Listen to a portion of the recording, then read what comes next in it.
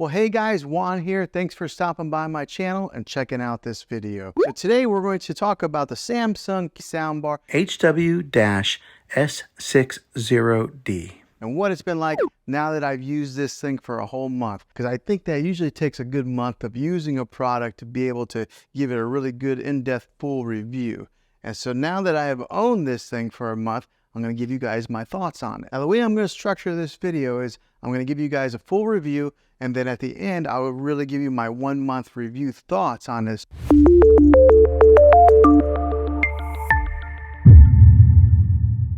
All right, so let's talk about the cosmetics on it first to get started off. So on the top and the side here, or on the front and the top here, it's got a metal grill that's kind of gives you a little bit of that industrial feel. And it is a pretty solid soundbar. It's got a little bit of weight to it. I did not mount it onto the wall. I just kind of put it right here. Well, basically, because I can't mount it onto the wall. I'm on a corner section here in this room, so there was no way for me to mount it. But I think it looks pretty good like this, just on the stand right below TV. And the way that Samsung designed this is to pair up with their television. So as you can see, it does not go up above the screen any. So that's kind of nice to give it that nice clean look. And it's got the branding on the top here that says Samsung, but it's black, metal, real sleek looking. Now in the top corner over here, there's the indicator light.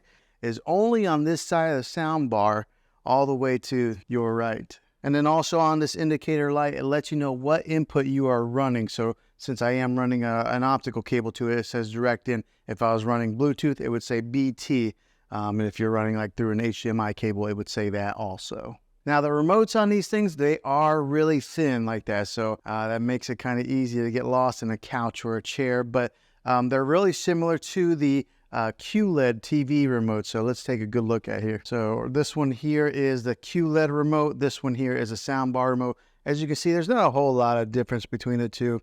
They're both real thin. They're angled like that. But whenever you do hook in this soundbar, and if you are hooking it in to a Samsung TV, then you don't need the soundbar remote. You can control everything with the TV remote. Now on the remote control for the soundbar, you can turn up the subwoofer sound and the regular sound volume. So it does give you two different options on there.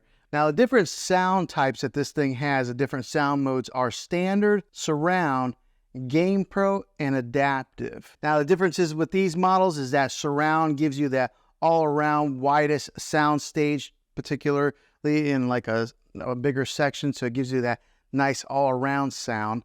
The Game Pro knows when you are gaming and it will adjust accordingly. So like maybe if you're playing some Call of Duty or something like that and there's loud guns, it will adjust the volume on the gun levels. So it's got that smart technology built inside of it that automatically detects that. And then last is the adaptive, and that will adjust on the fly based on the content that you're watching. So for example, if you're watching something that's real heavy in dialogue, it will adjust the voice accordingly to the show or the movie that you're watching, or maybe like the explosions. So it has that adaptive capability in there to control those different sound levels. Really cool technology. Now on the side of the soundbar over here, on this side here, it does have a volume control button, a plus, a minus. It's got a button on there to push it for Bluetooth pairing.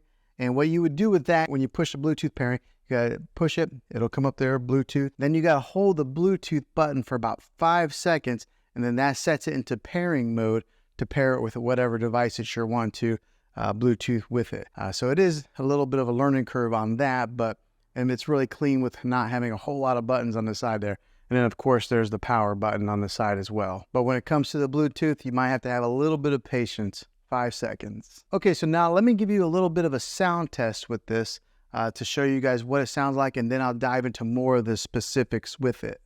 In the center. And let's go ahead and play it. That's all on the fat is something to say, and things to say.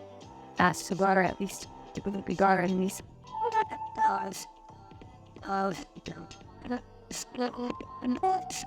Now what I'll do is I'll take the microphone and I'll stand back as far as where I would be sitting for movie watching, and to kind of give you guys what that sound would be like if you were sitting in that type of a distance watching a movie. So let's do that test now. Okay, so that gives you a little bit of a example of what this thing sounds like. It's a great sounding sound bar. So there are speakers on the top, and then there are speakers here in the front that are booming out, and then you got the sound bar that I have sitting on the floor there. You do get a dedicated center channel, which does a fantastic job of handling the vocals when it comes to any kind of movies or anything like that. My wife and I were watching a television show the other day, and I was really surprised at how well it balanced the vocals with some of the like explosions or anything that were in the background. So that dedicated center channel does a fantastic job with that. Now with the rest of the speakers that go around the dedicated center channel, they do a fantastic job of filling in all those mids and giving you an example of what is all around there. So giving you that surround sound feel, making this sound bar sound bigger than what it really is. Gives you that crisp sound, that big bass booming sound, and then it fills the room in really nicely. Now on the top of this sound bar, along the top right here, it's got that acoustic beam technology. Now what that is say there's like for example, there's a car, you're watching Fast or Furious or something like that, and there's something on the screen that moves here and just kind of moves along with the screen. The beam technology will give you that sound that kind of goes right along with it, just like that, moving with the action that's on the screen. Some really cool technology.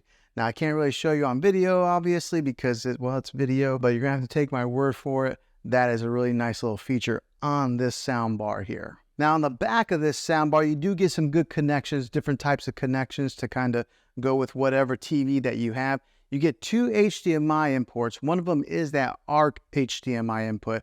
You get the regular 35 or 3.5 millimeter, the old-fashioned stereo jack. You get that, and then you get the optical audio cable, which that's what I'm using here. And then if you wanted to, you could even Bluetooth it with the TV. But if you have this, I recommend that you go wired in. You're going to get the best connectivity that way, and you're probably your best sound. So I have it with the optical cable, but it does have that HDMI hookup also. Whatever type of TV that you're running to with this, it'll work. Now, the other great thing about this is it's not specific to the QLED. All right, if you had another Samsung TV, you could do that also.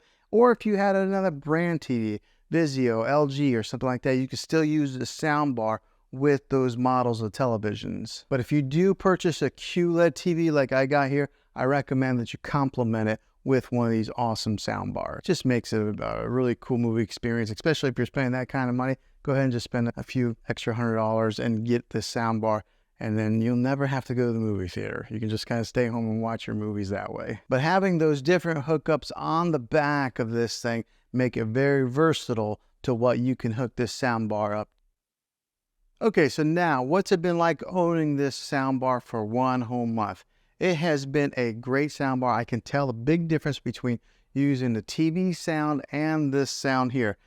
Just the other day, we were watching a TV program, and one of the issues that I do have is that sometimes the sound bar will disconnect. Now, it's probably every 6-7 days it'll disconnect from the TV, but all you have to do to fix that, to reconnect them, is you go right over, you hit the power button on a sound bar, and it automatically detects that the sound bar is on, and then it connects back together. So that's about the only issue I've really had with this sound bar. Other than that, it has been fantastic. It has worked fine.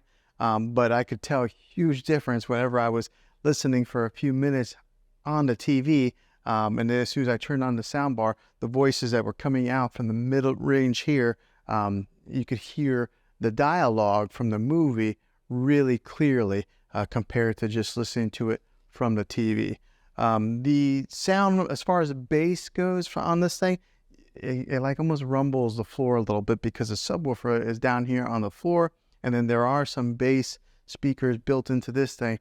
And so whenever we are watching any of those action type of movies and there's explosions or guns going off, you really can feel it. So this has been a really good purchase for me. I know the sound bars are usually a splurge. I mean, you can watch TV and get all the sound from the TV, but make your movie watching experience a little bit better.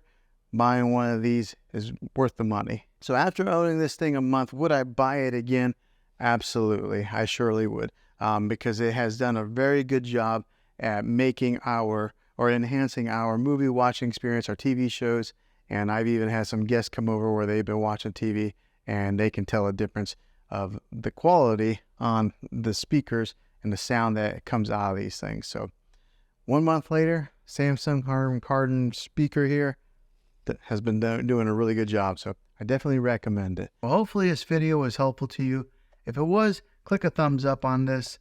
Go ahead and subscribe to my channel. I make tech videos all the time, and I would love to have you back in the next one.